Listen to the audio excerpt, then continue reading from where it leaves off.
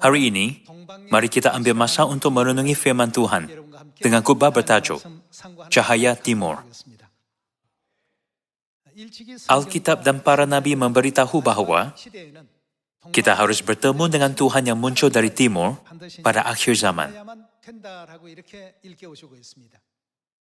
Dalam buku Wahyu, Rasul Yohanes menggambarkan Tuhan sebagai roh dan pengantin perempuan. Mengapakah roh dan pengantin perempuan ialah cahaya timur?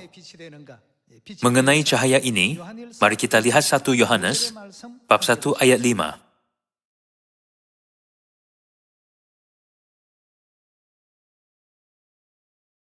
Bab 1 ayat 5.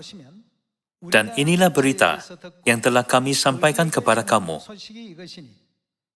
Tuhan adalah apa? Terang. Dan di dalam Dia sama sekali tidak ada kegelapan. Jika kita katakan bahwa kita beroleh persekutuan dengan Dia, namun kita hidup di dalam kegelapan, kita berdusta, dan kita tidak melakukan kebenaran. Ayat 7. Tetapi jika kita hidup di dalam terang, sama seperti Dia ada di dalam terang, maka kita beroleh persekutuan seorang dengan yang lain. Dan darah Yesus, anaknya itu, menyucikan kita daripada segala dosa.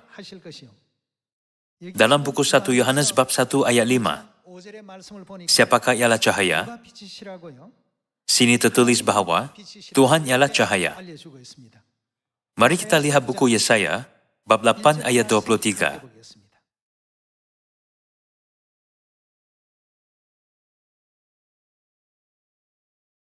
Kalau dahulu Tuhan merendahkan tanah Zebulon dan tanah Naftali, maka di kemudian hari, Ia akan memuliakan jalan ke laut, daerah seberang sungai Yordan, wilayah bangsa-bangsa lain. Bangsa yang berjalan di dalam kegelapan telah melihat apa?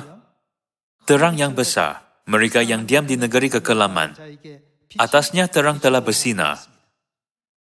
700 tahun sebelum Yesus datang ke dunia ini, Nabi Yesaya meramalkan Kristus akan berada di Galilea. Ia akan memuliakan Galilea, wilayah bangsa-bangsa lain. Bangsa yang berjalan di dalam kegelapan telah melihat terang yang besar.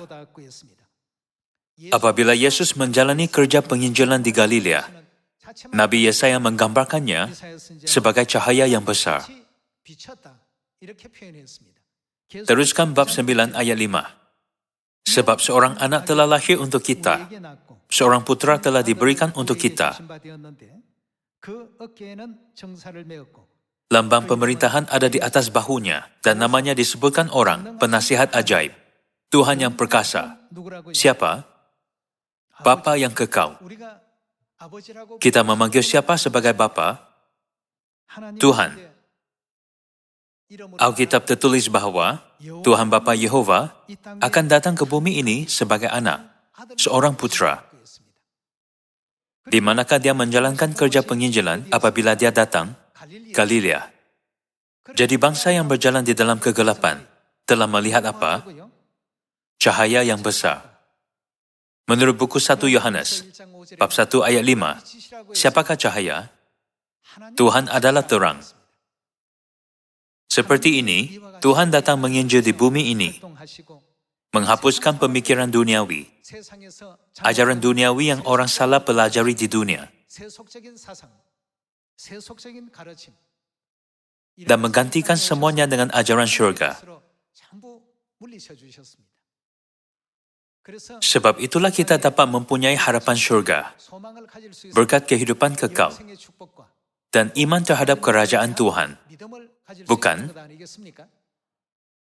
Semua ajaran ini digambarkan sebagai melihat cahaya yang besar. Mari kita lihat buku Yohanes, bab 12.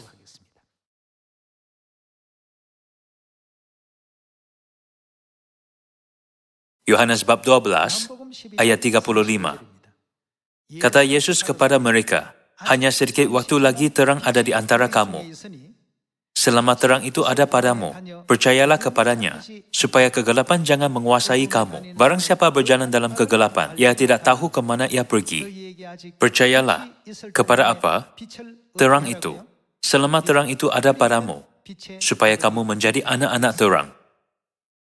Bagaimanakah masa apabila Yesus Kristus berada di bumi digambarkan? Sini tertulis, terang itu ada padamu. Tuhan menyediakan kita untuk berjaga-jaga dan berjalan selama cahaya itu ada pada kita, supaya kegelapan jangan menguasai kita. Yesus dilahirkan sebagai manusia di Bethlehem, Israel, serta tinggal di Galilea, dan memberitakan firman kebenaran demi keselamatan manusia. Yesus menjalankan kerja penginjilan di Galilea adalah sangat penting, sehingga dia dikenali sebagai Yesus orang Galilea. Semua babak ini menunjukkan bahwa Yesus ialah cahaya. Yesus menjelaskan bahwa masa dia berada di bumi ialah masa yang ada cahaya. Mari buka buku Yohanes, bab 1 ayat 1. Mari kita lihat babak Tuhan yang datang ke bumi dalam badan manusia, yaitu Yesus Kristus. Bab 1 ayat 1. Pada mulanya adalah firman. Firman itu bersama-sama dengan Tuhan, dan firman itu adalah Tuhan. Ia pada mulanya bersama-sama dengan Tuhan. Segala sesuatu dijadikan oleh Dia, dan tanpa Dia tidak ada suatu pun yang telah jadi dari segala yang telah dijadikan.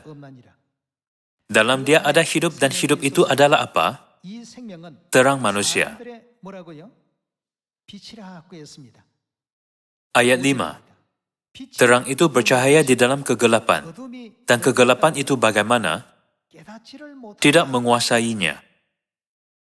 Tuhan yang merupakan cahaya datang ke bumi ini dan menyampaikan firman kebenaran kepada manusia, menyediakan kita jalan yang harus kita ikuti untuk memasuki syurga. Namun, orang yang tergolong dalam kegelapan mendengar firman-Nya tetapi tidak faham. Sini tertulis, terang itu bercahaya di dalam kegelapan. Cahaya ini merujuk kepada Kristus, bukan? Teruskan ayat 6. Datanglah seorang yang diutus Tuhan, namanya Yohanes. Ia datang sebagai saksi untuk memberi kesaksian tentang terang itu. Bukankah Yohanes Pembaptis berperanan sebagai Elia untuk membuktikan Yesus Kristus? Alkitab tertulis bahwa Yohanes Pembaptis datang sebagai saksi untuk membuktikan cahaya itu. Teruskan lihat firman ini. Ayat 7. Ia datang sebagai saksi untuk memberi kesaksian tentang terang itu, supaya oleh Dia semua orang bagaimana menjadi percaya. Ayat 8. Ia bukan terang itu, tetapi ia harus memberi kesaksian tentang terang itu. Terang yang sesungguhnya, yang menerangi setiap orang, sedang datang ke dalam dunia. Ia telah ada di dalam dunia, dan dunia dijadikan olehnya, tetapi dunia tidak mengenalnya. Ia datang kepada milik kepunyaannya, tetapi orang-orang kepunyaannya itu tidak menerimanya. Tetapi semua orang yang menerimanya diberinya kuasa supaya menjadi anak-anak Tuhan, yaitu mereka yang percaya dalam nama-Nya. Orang-orang yang diperanakan bukan dari darah atau dari daging, bukan pula secara jasmani oleh keinginan seorang laki-laki, melainkan dari Tuhan. Firman itu telah menjadi manusia. Dalam bab 1 ayat 1, firman dikatakan ialah Tuhan. Jadi Tuhan telah menjadi manusia dan diam di antara kita, dan kita telah melihat kemuliaan-Nya, yaitu kemuliaan yang diberikan kepadanya sebagai anak tunggal Bapa, penuh kasih karunia dan kebenaran. Siapakah anak tunggal? Yesus. Pada mulanya ada firman, dan firman itu adalah Tuhan. Firman itu telah menjadi manusia dan diam di antara kita, dan kita telah melihat kemuliaan-Nya. Siapakah Dia? Dialah anak tunggal itu, Yesus Kristus. Mengenai Yesus, Rasul Yohanes berkata dalam buku Yohanes bab 1 bahwa Dia sesungguhnya ialah cahaya. Jadi, buku 1 Yohanes bab 1 ayat 5 tertulis bahwa Tuhan ialah apa? Dia ialah cahaya. Dengan cahaya ini, apakah beruntung? Kegelapan. Sama ada perbuatan kita betul atau salah. Sama ada kebenaran yang kita ikuti benar atau palsu. Semua ini dapat diputuskan apabila Tuhan yang bagaikan cahaya berada di bumi ini. Apabila ada Tuhan, barulah orang yang menerima ajarannya dapat memberitakan cahaya ini kepada dunia kegelapan. Dapatkah kegelapan diatasi oleh kuasa hebat fizikal di dunia? Tidak, kegelapan tidak dapat dikalahkan dengan cara itu. Walaupun seseorang menjerit dengan suara yang kuat sekali di dunia, nyala, kegelapan pun tidak akan berundur. Walaupun banyak uang ditawarkan, kegelapan pun tidak berundur. Kegelapan tidak akan berundur walaupun diancam. Namun, kegelapan tidak dapat bergerak walau di depan sedikit cahaya pun. Apabila ada cahaya, kegelapan pasti berundur. Kalau begitu, Tuhan adalah bagaikan apa? Cahaya. Jika hanya terdapat satu cara untuk mengalahkan semua kegelapan di dunia, apakah itu selain menyinari cahaya? Sebab itulah Yesus memberitahu kita, jadilah saksiku di Samaria dan sampai ke hujung bumi, serta membuatkan kita anak cahaya dan anak siang. Bukan? Namun, cahaya terakhir yang dari timur itu tidak hanya memancarkan satu cahaya, tetapi dua. Mari kita lihat buku Wahyu, bab 22.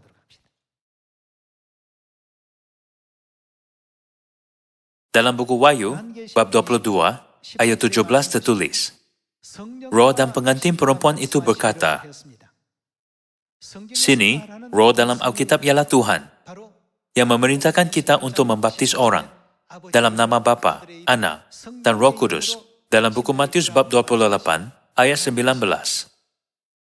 Dia ialah Tuhan Trinity, Bapa, Anak, dan Roh Kudus. Dia bukan individu secara berbeza. Roh dan pengantin perempuan itu berkata, Tuhan Bapa dan pengantin perempuan Bapa kita, yaitu Tuhan Ibu berkata, marilah, dan barang siapa yang mendengarnya, hendaklah ia berkata, marilah. Dan barang siapa yang haus, hendaklah ia datang, dan barang siapa yang mau, hendaklah ia mengambil air kehidupan dengan cuma-cuma. Tuhan yang akan menerangi dunia yang gelap ini sepenuhnya dengan cahaya, ialah roh dan pengantin perempuan, yaitu Tuhan Bapa dan Tuhan Ibu. Mereka akan muncul bersama-sama untuk mengalahkan dunia gelap dan membimbing semua anak mereka kepada cahaya. Sebab itulah, Tuhan memanggil kita anak cahaya dan anak-anak siang, bukan? Jika begitu, si jahat syaitan membenci apabila cahaya ini bersinar. Kerana benci, dia tidak teragak-agak untuk memfitnah kemuliaan Bapa dan Ibu. Mari kita baca buku 2 Korintus, bab 4 ayat 4. Buku 2 Korintus bab 4 ayat 4. Orang-orang yang tidak percaya, yang pikirannya telah bagaimana, dibutakan oleh ilah zaman ini, maksudnya iblis. Betul? Sehingga mereka tidak melihat cahaya Injil tentang kemuliaan Kristus, yang adalah gambaran Tuhan. Sebab bukan diri kami yang kami beritakan, tetapi Yesus Kristus sebagai Tuhan, dan diri kami sebagai hamba-Mu, karena kehendak Yesus. Sebab Tuhan yang telah berfirman, dari dalam gelap akan terbit terang. Ia juga yang membuat terangnya bagaimana? Bercahaya di dalam hati kita semua, supaya kita beroleh terang dari pengetahuan tentang kemuliaan Tuhan yang nampak pada wajah Kristus. Jadi, sekarang kita harus menerima dan menyadari kebenaran ini. Ada orang tidak mengetahui nama baru. Mereka tidak tahu mengapa kita harus berdoa dalam nama baru, dan mengapa nama baru harus menjadi subjek pujian, dan nama penyelamat pada zaman Roh Kudus. Orang yang belum disinari cahaya berasa sangat keliru dan sukar. Kerana ilah zaman ini asyik membutakan fikiran orang yang tidak percaya. Perbuatan masa lalu, tabiat lama, dan pengetahuan duniawi ialah halangan yang asyik menghalang cahaya pengetahuan terhadap kemuliaan Tuhan. 2000 tahun lalu, apabila Yesus datang ke bumi, Dia berkata, Aku dan Bapa adalah satu, seperti yang tertulis dalam buku Yohanes, bab 10 ayat 30. Walaupun orang Yahudi, orang Farisi, ahli Taurat, dan imam-imam mendakwa bahawa Mereka mempercayai Tuhan membimbing untuk melempari Yesus dengan batu, sambil berkata bahwa Yesus menghujat Tuhan. Walaupun memang ada ramalan Nabi Yesaya bahwa Tuhan akan datang ke bumi dalam badan manusia, mereka bertanya, bagaimanakah Yesus boleh menjadi Tuhan sedangkan dia ialah manusia? Tertulis dalam buku 2 Korintus bab 4 bahwa disebabkan fikiran sebegitu, mereka menghalang cahaya kemuliaan Kristus untuk bersinar kepada semua manusia. Namun, bagaimanakah kita? Tuhan telah menyinari cahaya kemuliaan itu pada kita. Sebab itulah kita faham nama baru, kebenaran tentang zaman Bapa, zaman Anak, dan zaman Roh Kudus. Kita faham mengapa orang berdoa dalam nama Yehova sebelum Yesus datang. Dan sekarang kita belajar bahwa kita harus berdoa dalam nama baru Yesus pada zaman Roh Kudus, bukan? Tuhan ialah cahaya.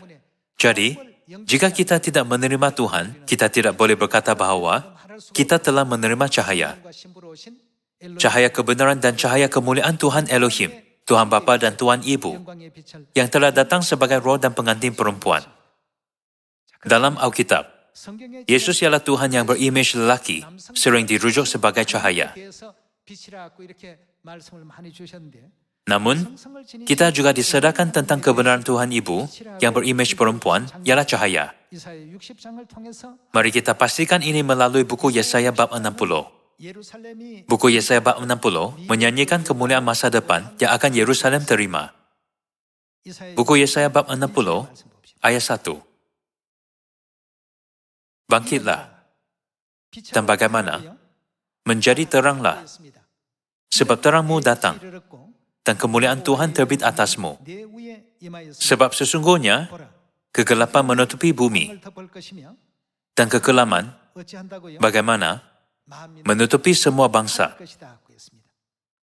Disebabkan kekelaman, kehadiran Tuhan dikaburkan, dan iman orang terhalang.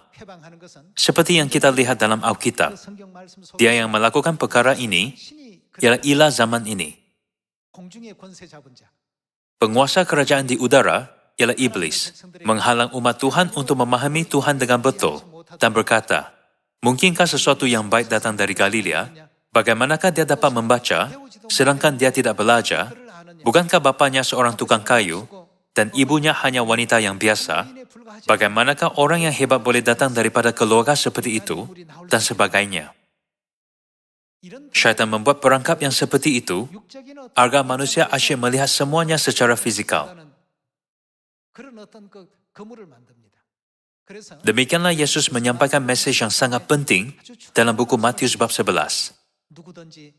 Dan berbahagialah orang yang tidak menjadi kecewa dan menolak aku.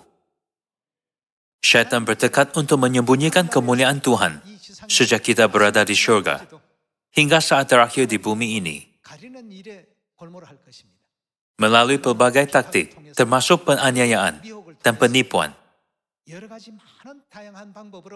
mereka cuba menghalang kita mempercayai Bapa dan Ibu, agar dia merampas keselamatan dan kebebasan kita yang datang daripada kebenaran.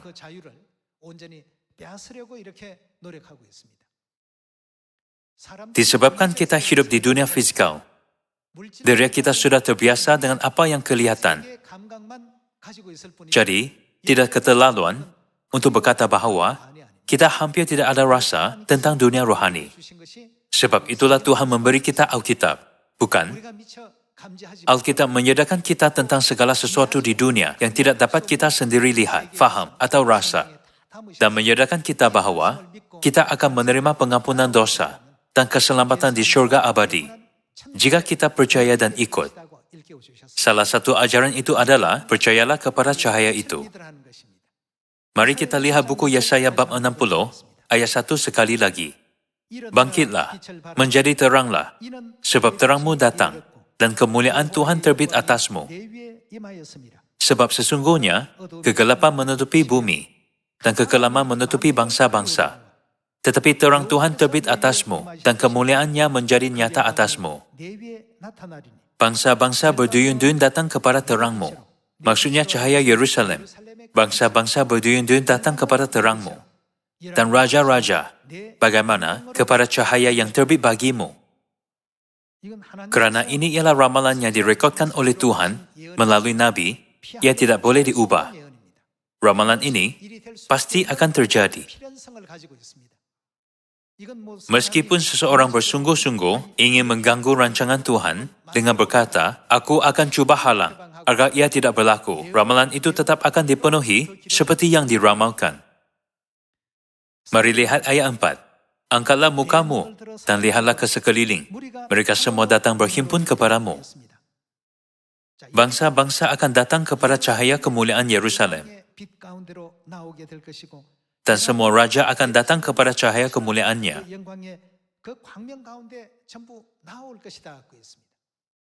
Adakah ini akan berlaku atau tidak? Pasti akan berlaku.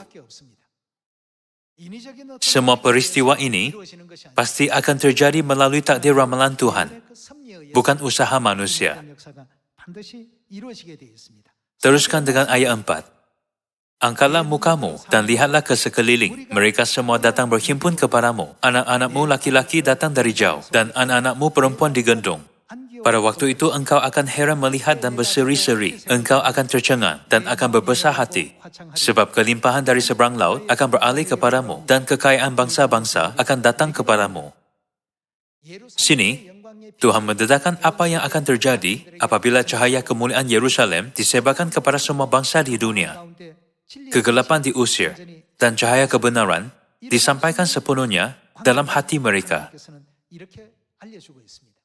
Ayat 12. Sungguh, bangsa dan kerajaan yang tidak mau mengabdi kepadamu akan lenyap. Bangsa-bangsa itu akan dirusak binasakan.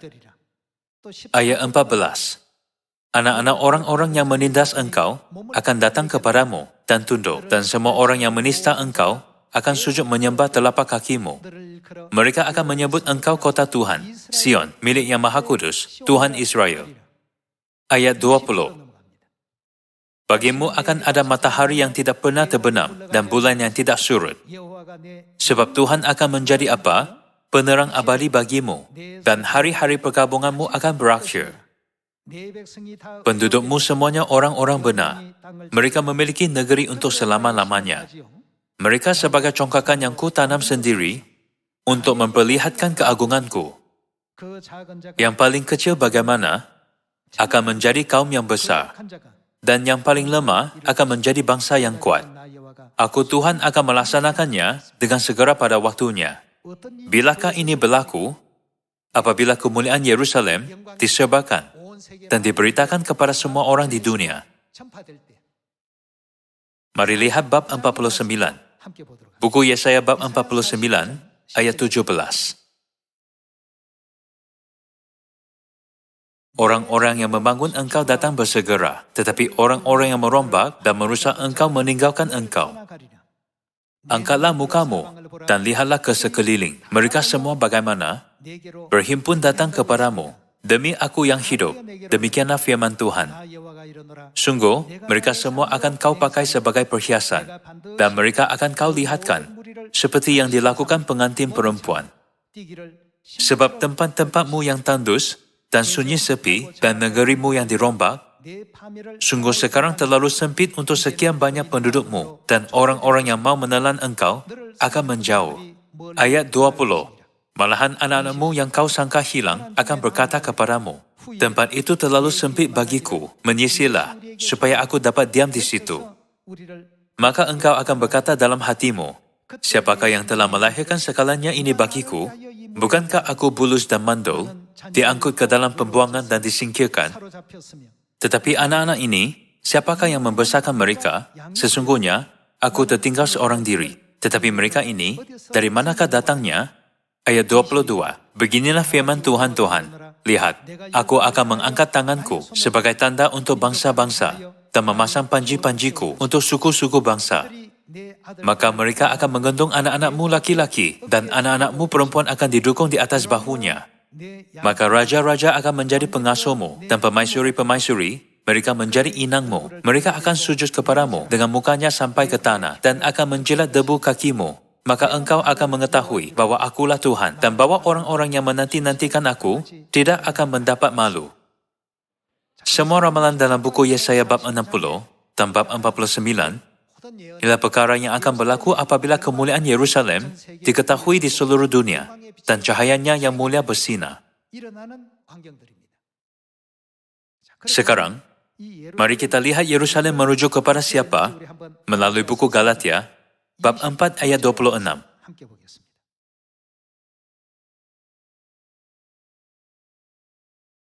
Buku Galatia bab 4 ayat 26. Tetapi Yerusalem surgawi adalah siapa? Perempuan yang merdeka. Dan ialah siapa? Ibu kita. Adakah dia ibu fisikal kita yang memberi kita kehidupan fisikal?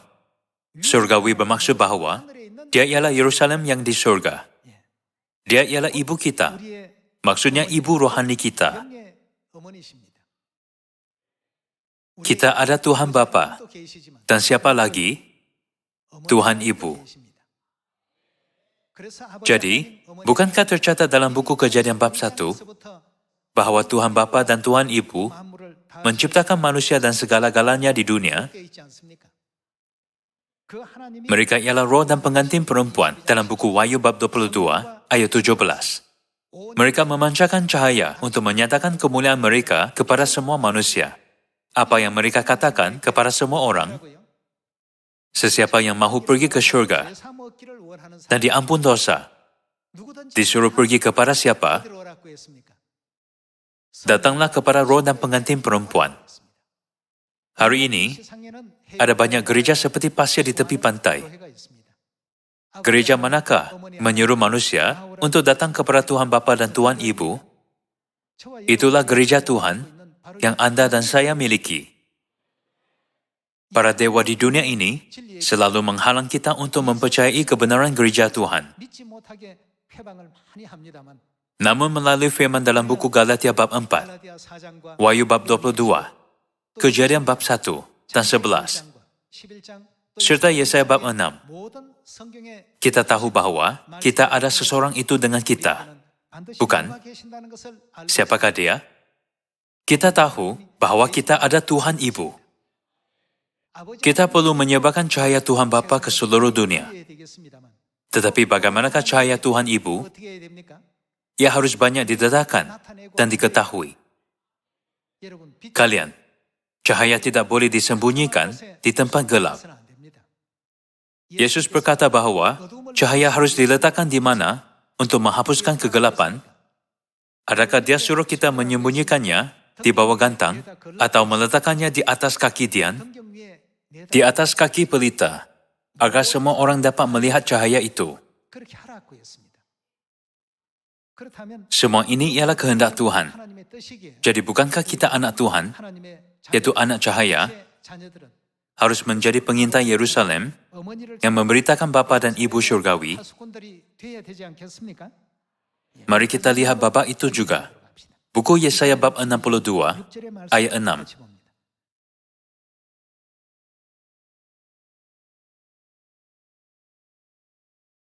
Di atas tembok-tembokmu, hai Yerusalem, telah ku tempatkan pengintai-pengintai. Sepanjang hari dan sepanjang malam, mereka tidak akan pernah berdiam diri.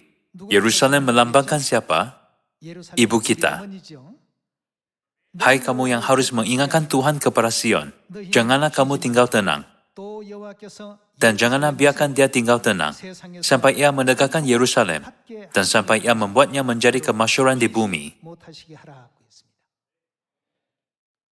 Inilah kehendak Tuhan.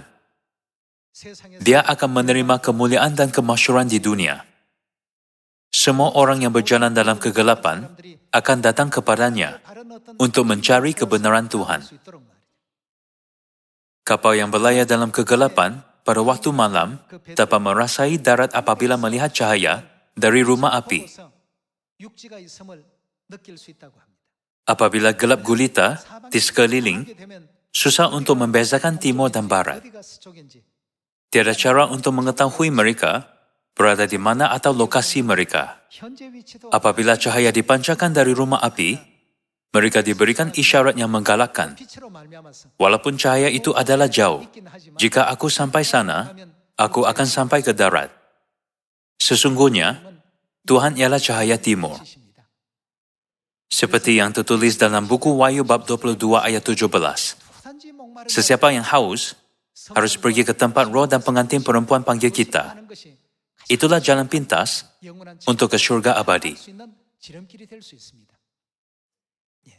Sebagai pengintai di tembok Yerusalem, kita wajib untuk bersungguh-sungguh meninggikan suara dan membuat cahaya kebenaran diketahui oleh jiran, keluarga, dan kenalan, agar cahaya Bapa dan Ibu dapat disebar ke seluruh Samaria dan ke hujung bumi.